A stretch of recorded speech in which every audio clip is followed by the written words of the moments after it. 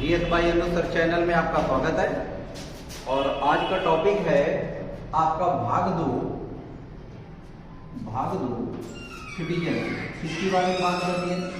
Citizenship या नागरिकता। अभी तक हमने क्या क्या पढ़ा? अभी तक बात करें तो हम क्या क्या टॉपिक फिनिश कर चुके हैं। आपके स्टार्टिंग से पॉलिटी चल रही। अगर आप पूरा लेक्चर पढ़ेंगे, पूरे आप वीडियो देखेंगे तो आपकी पूरी 100% ये मान लो कि आपके इससे 99% आपके क्वेश्चन सही होने लगे। अभी हमने संविधान की यात्रा में आपको सारे पॉइंट पढ़ाए कि आपका क्या आता है, फिर आपका रेगुलेटिंग एक्ट पढ़ाया, फिर इंडिया एक्ट पढ़ाया, चार्टर एक्ट पढ़ाया 1793, 1813, 1833, 1853, भारत सरकार अधिनियम 1858, 61, 92, 1909, 1919, 1935 भारत सरकार अधिनियम भी पढ़ाया। उसके बाद अगस्त प्रस्ताव लेकर आए। अगस्त प्रस्ताव के बाद मैंने क्रिप्स मिशन भी आपको पढ़ाया। क्रिप्स मिशन के बाद मैंने कैबिनेट मिशन पढ़ाया। और कैबिनेट मिशन द्वारा जो भारत में आपकी जो कहेंगे संविधान सभा का गठन किया जाता है, उसके अंतर्गत हमने सारी चीजें बताई कि कैसे संविधान सभा का गठन हुआ और कितने सदस्य है और कहां से लिए गए और संविधान को पूर्णतः कब लागू किया गया, क्यों लागू किया गया, ये सारी बातें हमने की। और इसके बाद हमने पहला भाग पढ़ा भारत राज्यों का संघ। अगर भारत राज्यों की संघ की बात करें तो इसमें बता दिया था कि 4 आर्टिकल रखे गए।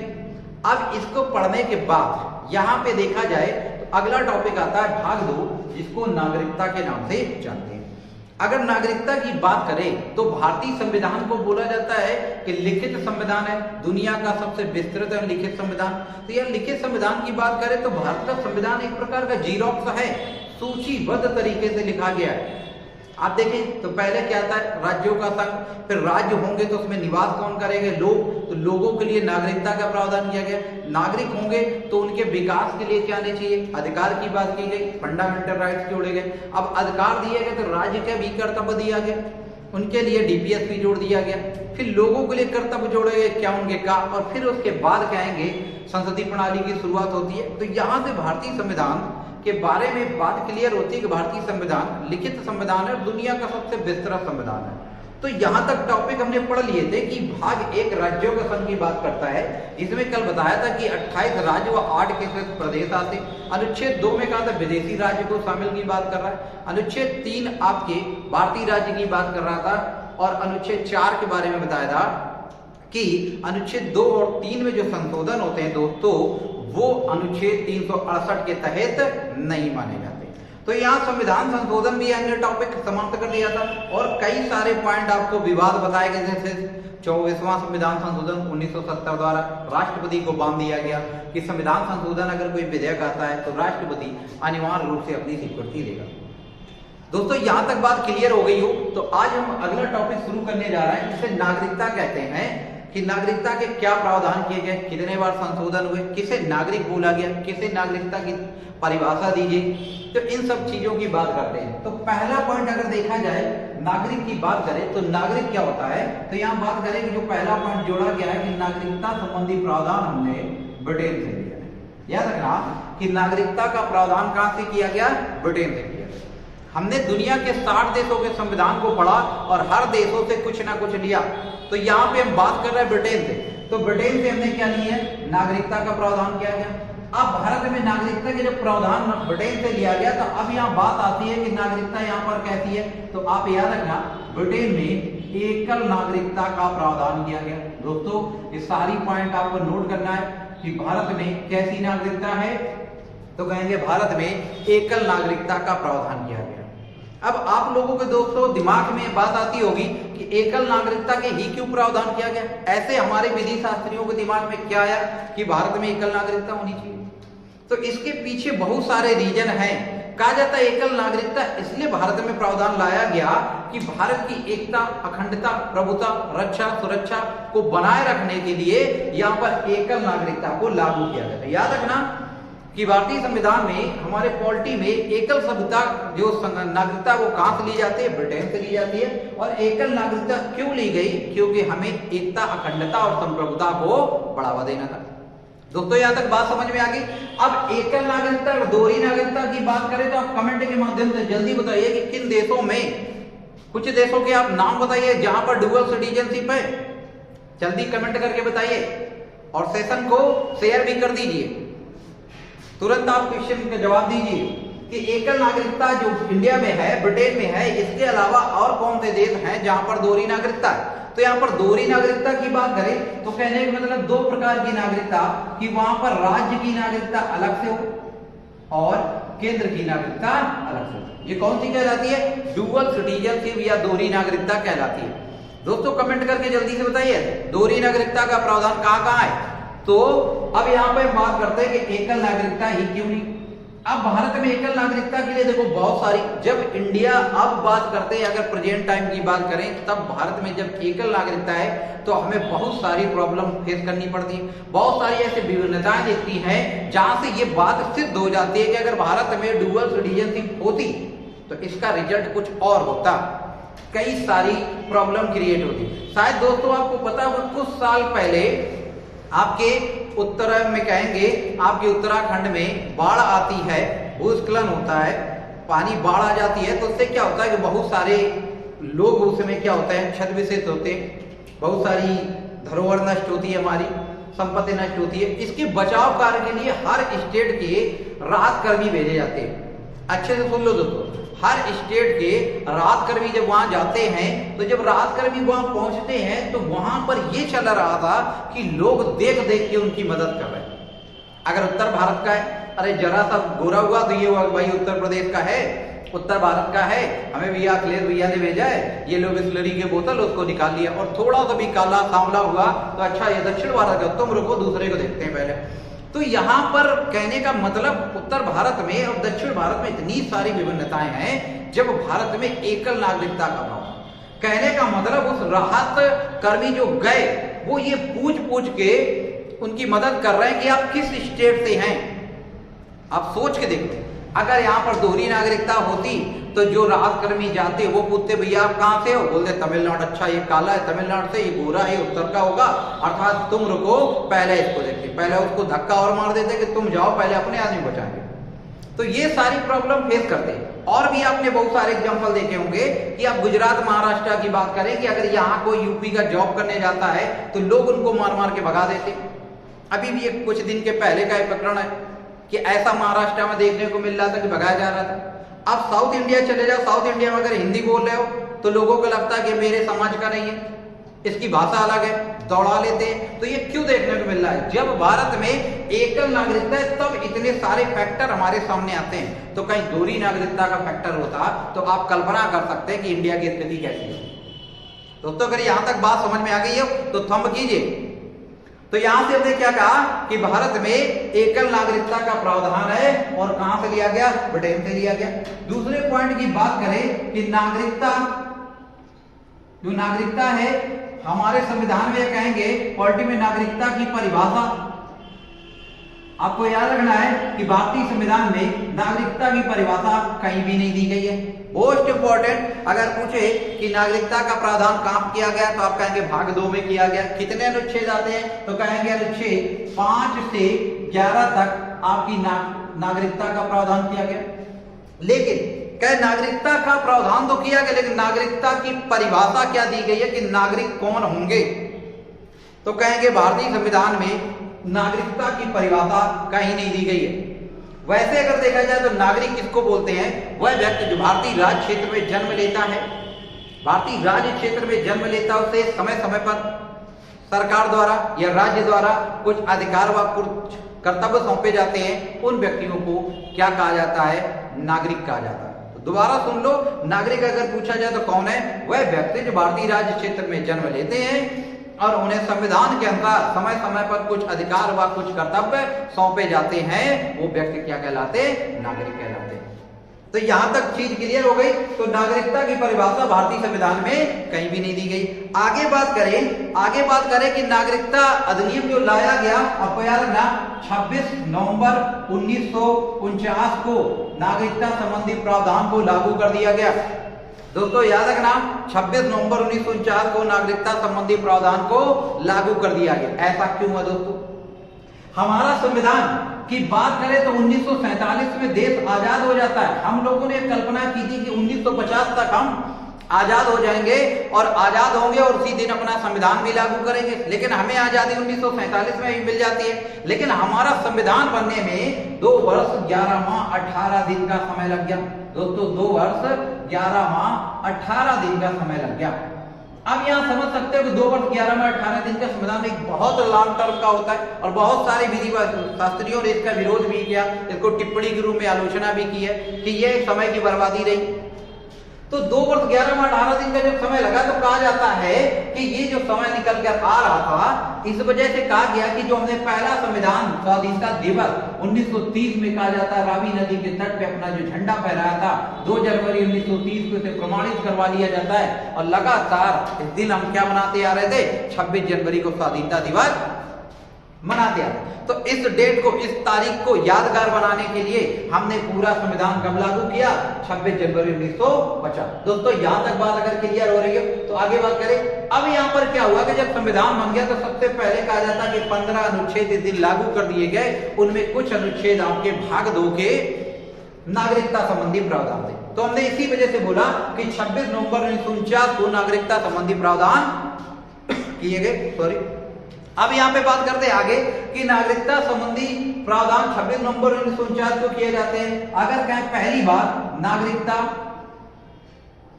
संशोधन अधिनियम 1955 लाया गया, अधिनियम 1955 लाया गया। आपको याद रखना है, नागरिकता, भारतीय नागरिकता अधिनियम 1955 आता और इसी में लगातार संशोधन किए गए, जैसे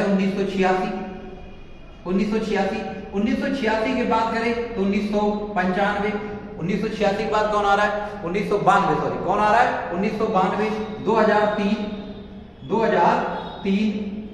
2005 और 2015। और 2015 में माननीय प्रधानमंत्री नरेंद्र मोदी ने इस बात को जोड़ दिया कि अगर कोई भारतीय किसी विदेशी महिला से विवाह करता है तो वो विदेशी महिला उसी दिन से भारतीय नागरिकता उसे प्राप्त हो जाएगी। तो इसके मामले में देखे जाए तो भारतीयों के अच्छे दिन आ गए कि हम अगर किसी विदेशी बहू से शादी करते हैं तो उसे उसी दिन से नागरिकता मिल जाएगी और अच्छे दिन आ गए। दोस्तों यहाँ तक बात समझ में आ रही है कि हमने क्या बताया कि भाग 2 के अंतर्गत अनुच्छेद 5 से 11 आ रहे हैं, नागरिकता का वर्णन किया गया है। नागरिकता का प्रावधान कहां से लिया गया, ब्रिटेन से लिया जा रहा है। और एकल नागरिकता का प्रावधान किया गया।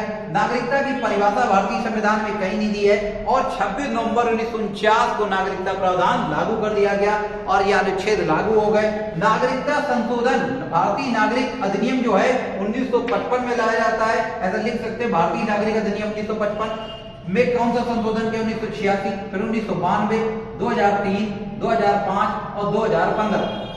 2003 में कहा जाता है कि लक्ष्मीमल, राजस्थान के विधि वेत्ता जो हैं, लक्ष्मीमल के कहने पर यहां पर 2003 में कहेंगे 16 कंट्रियों को, 16 देश के कंट्रियों को यहां पर किसकी बात की गई, OCI की बात की गई, या कहेंगे दोहरी नागरिकता की बात की।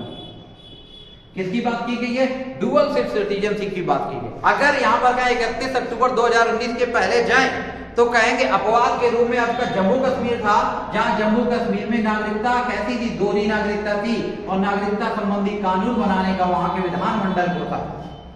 अगर कहा जाए नागरिकता बनाने का अधिकार किसको है तो कहेंगे संघ को। कौन बनाता है नागरिकता संबंधी कानून, तो संघ को बनाएगा या कहेगा संसद बनाएगा। कौन बनाएगा, संसद बनाएगा। दोस्तों ये सारे पॉइंट मोस्ट इंपोर्टेंट है। अगर सेशन अच्छा लग रहा है तो प्लीज ज्यादा से ज्यादा शेयर करिए, लाइक कर दीजिए। अगर अच्छा नहीं लगता है तो आप बताएं हमें, अगर अच्छा लगता है तो ज्यादा से आप शेयर कीजिए ताकि हमें भी ये लगे कि अगर हम आपके लिए कुछ कर रहे हैं तो उसका रिस्पॉन्स हमें अच्छा से मिल रहा है। आप इतना तो कर ही सकते हैं, तो आप शेयर करिए। तो यहाँ संघ की बात कर रहे हैं, संघ का विषय है अर्थात संसद को कानून बनाने का अधिकार है। अब आगे बात करें कि यहाँ पर संसद कानून बनाती है और नागरिकता से देखें तो क्या प्रावधान निकलता है।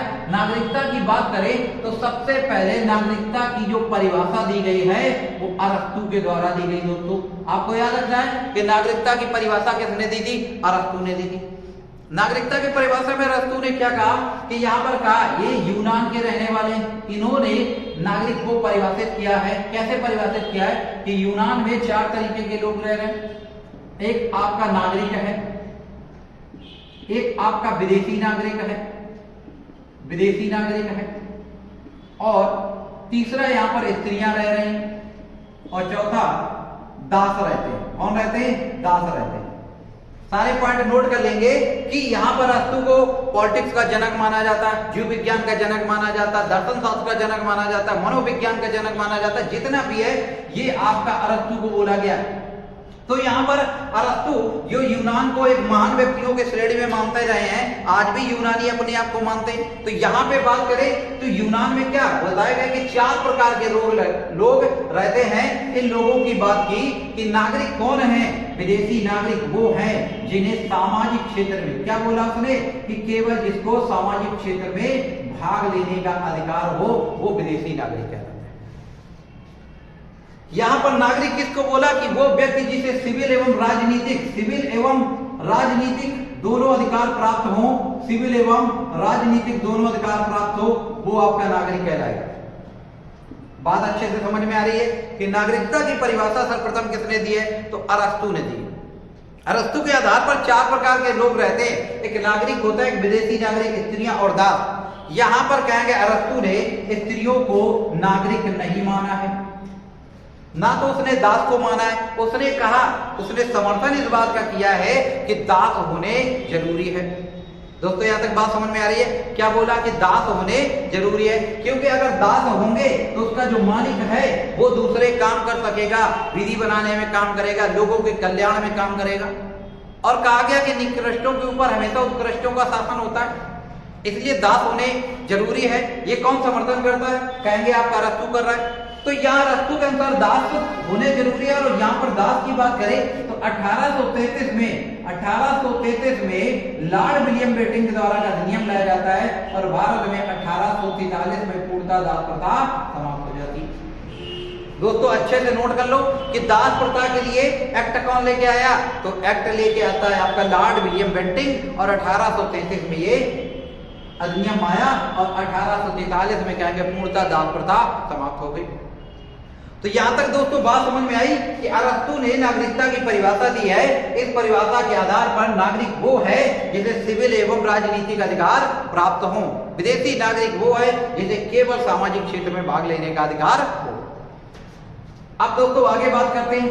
अब आपको बताना है कि अनुच्छेद 5 जो है 5 में भारत की नागरिकता कितने आधार पर दी जाती है? आप कमेंट के माध्यम से जरूर बताएं कि अनुच्छेद 5 में कितने आधार पर नागरिकता दी गई है, आपको तुरंत बताना है।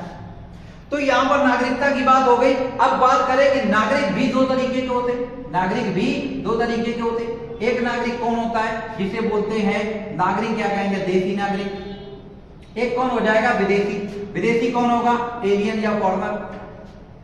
अब यहाँ विदेशी और देसी नागरिक की बात करें, ऐसे नागरिक, ये पॉइंट आपको नोट करेंगे, ऐसे नागरिक जिनको विधायिका, कार्यपालिका, जिनको न्यायपालिका में भाग लेने का अधिकार हो, वो क्या कहलाते हैं? नागरिक कहलाते हैं। दोस्तों समझ में आ रहा है? समझ में आ रहा है तो प्लीज सब्सक्राइब और शेयर करिए और लाइक कीजिए। तो नागरिक किसको बोला जा रहा है? नागरिक वो हैं जिनको विधायिका, कार्यपालिका और न्यायपालिका में भाग लेने का अधिकार। जबकि विदेशी कौन बोले जा रहा है? विदेशी जिनको सामाजिक क्षेत्र में भाग लेने का अधिकार। क्लियर हो रहा है? अगर कोई पूछे कि नागरिक और विदेशी नागरिक में अंतर क्या है, कहेंगे नागरिक वो है जिसे कुछ अधिकार, जिसे कुछ कर्तव्य सौंपे गए हों संविधान के द्वारा, वो क्या कहलाते हैं? नागरिक कहलाते हैं। अधिकार नागरिक वो होंगे जिनको विधायिका, कार्यपालिका और न्यायपालिका में भाग लेने का अधिकार हो, वो क्या कहलाते हैं? नागरिक कहलाते। अब यहाँ पे बात करें दोस्तों, ये विदेशी नागरिक भी 2 तरीके के हो जाते हैं। यहाँ पे बात क्लियर हो रही? राइट डाउन कर लेंगे, नोट करते जाएंगे सारे पॉइंट। यहाँ पे हमने क्या बताया? ये नागरिक भी 2 तरीके के होते हैं। कौन कौन थे? तो एक नागरिक आपका विदेशी शत्रु होता है, विदेशी शत्रु, और एक आपका विदेशी मित्र होता है, विदेशी मित्र। तो विदेशी शत्रु की बात करें कि तो इनको अनुच्छेद 22 के 2 के तहत निवारक नजरबंदी के अंतर्गत नजरबंदी लागू होता है, निवारक नजरबंदी के द्वारा। और विदेशी मित्र वो जो भारत की मदद करता हो, जैसे बात कर ले भारत का मित्र कौन है, तो कहेंगे आपका रूस। ये भारत के किस श्रेणी में आता है? मित्र राष्ट्र की श्रेणी में आता है। अगर विदेशी संस्कृति जैसे चीन है, जैसे आपका पाकिस्तान है, इनको निवारक नजरबंदी कानून के तहत नजरबंदी किया जा सकता है। तो यहाँ पे नागरिक दो तरीके के हैं। अब हमने कहा नागरिक वो है जिसको राजनीतिक, आपके सिविल और आर्थिक सामाजिक इनमें भाग लेने का अधिकार हो, वो क्या कहलाएगा? नागरिक कहलाएगा। अब जो नागरिक होते हैं इनको कुछ अलग से अधिकार दिए गए। आपको याद रखना कि नागरिक जो हैं इनको अनुच्छेद 15 प्राप्त है। किसकी बात की गई है? अनुच्छेद 15। अनुच्छेद 15 में किसकी बात की गई है? जाति, धर्म, मूल वंश, लिंग एवं जन्म स्थान के आधार पर किसी प्रकार का भेदभाव नहीं किया जाएगा। याद रखना अनुच्छेद 15 इनको दिया गया, अनुच्छेद 16 भी इनको दिया गया। अनुच्छेद 15 में और बोला गया कि निवास विषयक कानून, शिक्षा के क्षेत्र में इनको आरक्षण की बात की गई 15। 16 किसकी बात कर रहा है? इनको 16 भारतीयों का या कहेंगे नागरिक को प्राप्त है अनुच्छेद 16। 16 कौन से? लोक नियोजन के विषय में अवसर की समानता, कि अगर कोई फॉर्म निकल रहा है, कोई वैकेंसी निकल रही, आप लोग देखते हैं, तो अगर आप उस क्राइटेरिया में आते हैं, पुलिस की निकलती है, रेलवे की है, एसएससी की, यूपी ट्रिपल एससी की जो वैकेंसी है, अगर आप उस क्राइटेरिया में आते हैं, आप फॉर्म भरते हैं, तो क्या आपको वहां रोका जाता है? नहीं।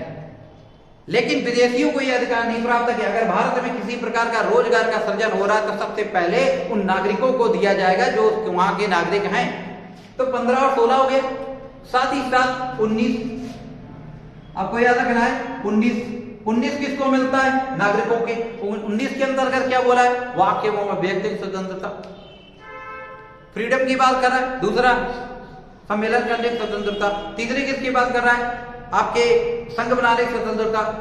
चौथे किसकी बात की? अबाध भ्रमण की स्वतंत्रता। पांचवा किसकी बात कर रहा है? कि कहीं भी बसने की स्वतंत्रता। छठवां किसकी बात कर रहा है? वृत्ति, उपजीविका एवं जीविकोपार्जन जुटाने की स्वतंत्रता। तो ये किसको प्राप्त है? केवल भारतीयों को प्राप्त है। तो 15, 16, 19 और बात करें 29 की बात करें तो 29 में किसकी बात की गई है? जो अल्पसंख्यक वर्ग के लोग होते हैं उन्हें अपनी संस्कृति, अपनी सभ्यता, अपनी का प्रचार प्रसार करना, लिपि को बनाए रखना, ये उनका मौलिक अधिकार है।